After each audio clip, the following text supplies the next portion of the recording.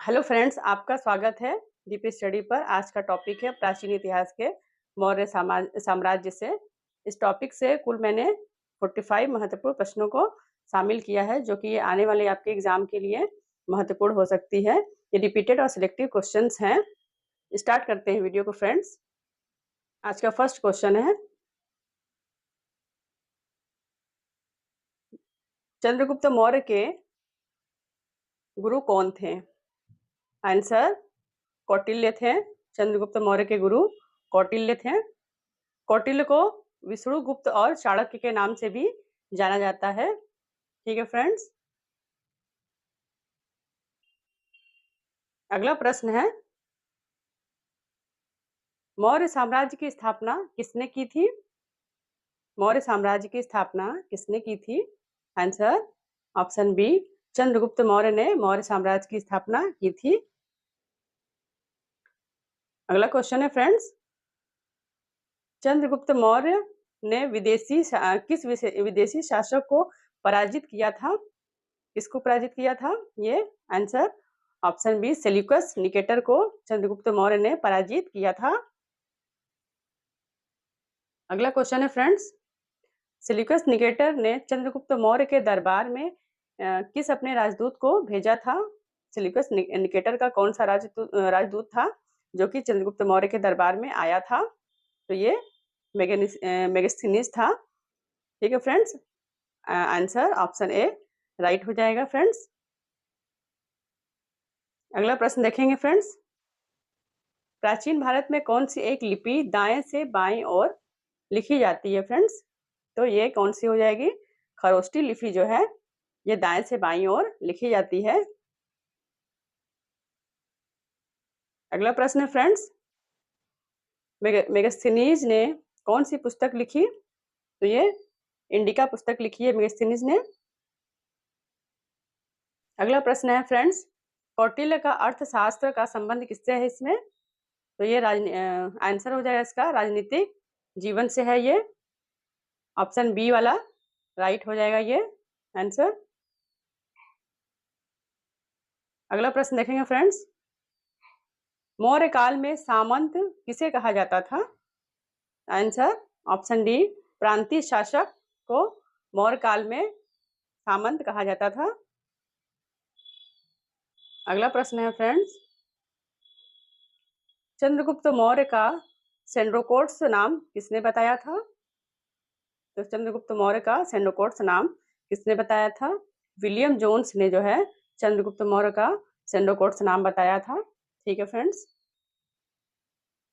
अगला प्रश्न है फ्रेंड्स, चंद्रगुप्त मौर्य ने अपने गुरु भद्रबाहु से जैन धर्म की दीक्षा लेकर किस स्थान पर चले गए थे? तो चंद्रगुप्त मौर्य के गुरु कौन थे? भद्रबाहु, जिन्होंने जैन धर्म की दीक्षा ली थी। यानी चंद्रगुप्त मौर्य जैन धर्म के अनुयायी थे और ये अपने आखिरी समय में कहाँ चले गए थे दीक्षा लेने के बाद? ये स्वर्ण गोला में, जो कि मैसूर में पड़ता है, यहाँ पे चले गए थे। इसका राइट आंसर हो जाएगा ऑप्शन डी। यहाँ पे एक बात और देख लेते हैं फ्रेंड्स, चंद्रगुप्त मौर्य स्वर्ण गोला में संलेखना विधि द्वारा अपने प्राणों की त्याग की थी। यह विधि क्या है? इसमें जो है भोजन का त्याग कर देते हैं और धीरे धीरे उनकी मृत्यु हो जाती है। अगला क्वेश्चन है फ्रेंड्स, चंद्रगुप्त मौर्य के पश्चात अगला सम्राट कौन बना? आंसर, बिंदुसार बना उसका पुत्र, उसका अगला उत्तराधिकारी। बिंदुसार को अमित्र घात के नाम से भी जाना जाता है। अमित्र घात में दुश्मनों का, शत्रुओं का नाश करने वाला। अगला क्वेश्चन है फ्रेंड्स,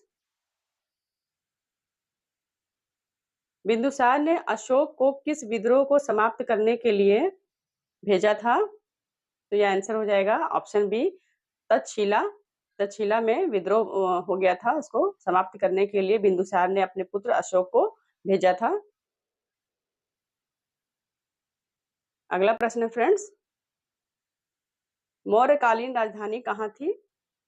मौर्यकालीन राजधानी कहाँ थी? ये पाटलिपुत्र थी मौर्यकालीन राजधानी। आंसर ए राइट हो जाएगा फ्रेंड्स। अगला क्वेश्चन देखेंगे फ्रेंड्स, अशोक किस युद्ध के बाद बौद्ध धर्म से प्रभावित हुए थे? तो ये कलिंग युद्ध के बाद बौद्ध धर्म से प्रभावित हुए थे अशोक, क्योंकि ये कलिंग युद्ध में क्या हुआ था, बहुत ज्यादा नरसंहार और हुआ था। इस वजह से अशोक ने जो है युद्ध नीति त्याग दी और बौद्ध धर्म के अनुयायी बन गए थे ये।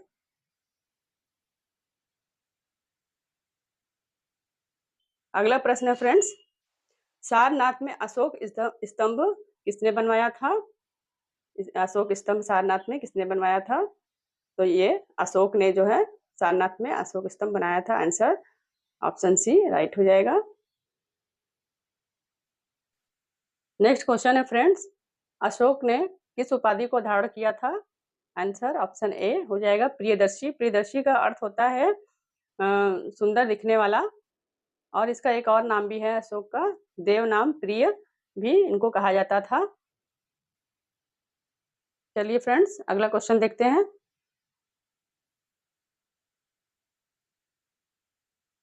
अशोक के शिलालेख किस लिपि में लिखे गए थे?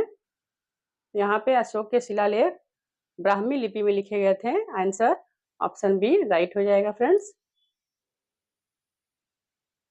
अगला प्रश्न देखेंगे फ्रेंड्स, अशोक के शिलालेखों को सबसे अधिक किसने पढ़ा था? अशोक के शिलालेखों को सबसे अधिक किसने पढ़ा था? तो जेम्स प्रिंसेप ने अशोक के शिलालेखों को सबसे अधिक पढ़ा था। तो आंसर हो जाएगा ऑप्शन बी राइट हो जाएगा आंसर। अगला प्रश्न देखेंगे फ्रेंड्स, अशोक ने किस धर्म का प्रचार किया था? अशोक जो है बौद्ध धर्म का प्रचार किया था अशोक ने। राइट आंसर ऑप्शन बी हो जाएगा। अगला प्रश्न है फ्रेंड्स, मौर्य काल में सबसे प्रसिद्ध यात्री कौन था? तो मौर्य काल में सबसे प्रसिद्ध यात्री मेगास्थनीज था। ठीक है friend, answer option B right हो जाएगा फ्रेंड्स। अगला क्वेश्चन है फ्रेंड्स, चंद्रगुप्त मौर्य की मृत्यु कहाँ हुई थी? चंद्रगुप्त मौर्य की मृत्यु श्रवणबेलगोला में हुई थी। ऑप्शन बी राइट आंसर है। अगला प्रश्न देखेंगे फ्रेंड्स, अशोक ने धर्म प्रचार के लिए किस संगठन की स्थापना की थी? आंसर क्या होगा इसका? धम्म महापात्र की स्थापना की थी अशोक ने धर्म प्रचार के लिए। राइट आंसर ऑप्शन बी हो जाएगा फ्रेंड्स। अगला प्रश्न है फ्रेंड्स, अशोक के शिलालेखों में धम्म का अर्थ क्या है? तो क्या है यहाँ पे? नैतिक नियम। अशोक के शिलालेखों में धम्म का अर्थ नैतिक नियम है। ऑप्शन बी राइट हो जाएगा फ्रेंड्स। अगला प्रश्न है फ्रेंड्स, कलिंग युद्ध किस वर्ष हुआ था? कलिंग युद्ध 261 ईसा पूर्व में हुआ था। राइट आंसर ऑप्शन बी हो जाएगा। अगला क्वेश्चन है फ्रेंड्स, अशोक का सबसे बड़ा शिलालेख कहाँ पर स्थित है? तो गिरनार शिलालेख जो है ये सबसे बड़ा शिलालेख है अशोक का। ऑप्शन ए राइट हो जाएगा। अगला क्वेश्चन देखेंगे फ्रेंड्स, इस शिलालेख पर अशोक का नाम अशोक मिलता है? तो यहाँ पे मास्की का लघु अभिलेख जो है, मास्की का लघु अभिलेख, यहाँ पर अशोक का नाम अशोक मिलता है। डी राइट आंसर हो जाएगा। नेक्स्ट क्वेश्चन है फ्रेंड्स, भारत का राष्ट्रीय प्रतीक किससे लिया गया है? भारत का राष्ट्रीय प्रतीक किससे लिया गया है? आंसर अशोक स्तंभ से, जो कि सारनाथ में स्थित है, इससे लिया गया है। ऑप्शन बी राइट आंसर हो जाएगा फ्रेंड्स। अगला क्वेश्चन देखेंगे फ्रेंड्स, अशोक के समय किस बौद्ध संगीति का आयोजन हुआ था? यहाँ पे तृतीय बौद्ध संगीति का आयोजन हुआ था, जो कि पाटलिपुत्र में हुआ था। ठीक है फ्रेंड, ऑप्शन सी राइट हो जाएगा। अगला क्वेश्चन है फ्रेंड्स, तृतीय बौद्ध संगीति कहाँ हुई थी? तृतीय बौद्ध संगीति पाटलिपुत्र में हुई थी। राइट आंसर है ऑप्शन सी। नेक्स्ट क्वेश्चन है फ्रेंड्स, अशोक की मृत्यु कब हुई थी?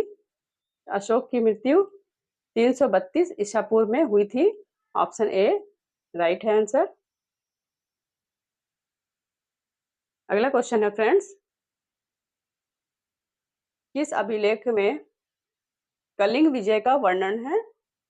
तो यहाँ पे हाथी गुफा अभिलेख में कलिंग का वर्णन मिलता है।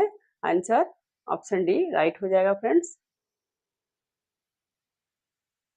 अगला क्वेश्चन देखेंगे फ्रेंड्स, मौर्य साम्राज्य का अंतिम शासक कौन था? मौर्य साम्राज्य का अंतिम शासक बृहदत्त था। ऑप्शन बी राइट हो जाएगा आंसर फ्रेंड्स। अगला क्वेश्चन है फ्रेंड्स, रज्जुक कौन थे? रज्जुक कौन थे? तो ये रज्जुक जो है मौर्य साम्राज्य के अधिकारी जो होते थे वो रज्जुक कहलाते थे। आंसर ऑप्शन बी आंसर हो जाएगा राइट। अगला क्वेश्चन है फ्रेंड्स, बृहदत्त की हत्या किसने की थी? तो बृहदत्त की हत्या पुष्यमित्र शुंग ने की थी, जो कि इसके बाद इन्होंने पुष्यमित्र की शुंग वंश की स्थापना की। तो आंसर ऑप्शन ए राइट हो जाएगा फ्रेंड्स। अगला क्वेश्चन है फ्रेंड्स, मौर्य काल की प्रमुख राज व्यवस्था क्या थी? तो मौर्य काल की प्रमुख राज व्यवस्था भूमि कर पर निर्भर थी, भूमि कर थी। ठीक है फ्रेंड्स। अगला क्वेश्चन देखेंगे फ्रेंड्स, मेगास्थनीज ने मौर्यकालीन प्रशासन को किससे तुलना की? तो यहाँ पे पर्शियन प्रशासन से तुलना की मेगास्थनीज ने मौर्यकालीन प्रशासन को। ठीक है फ्रेंड्स, ये राइट आंसर ऑप्शन सी हो जाएगा।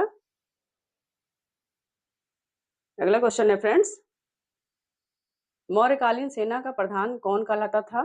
मौर्यकालीन का प्रधान जो है सेना का प्रधान महासेनापति कहलाता था। ऑप्शन बी राइट हो जाएगा।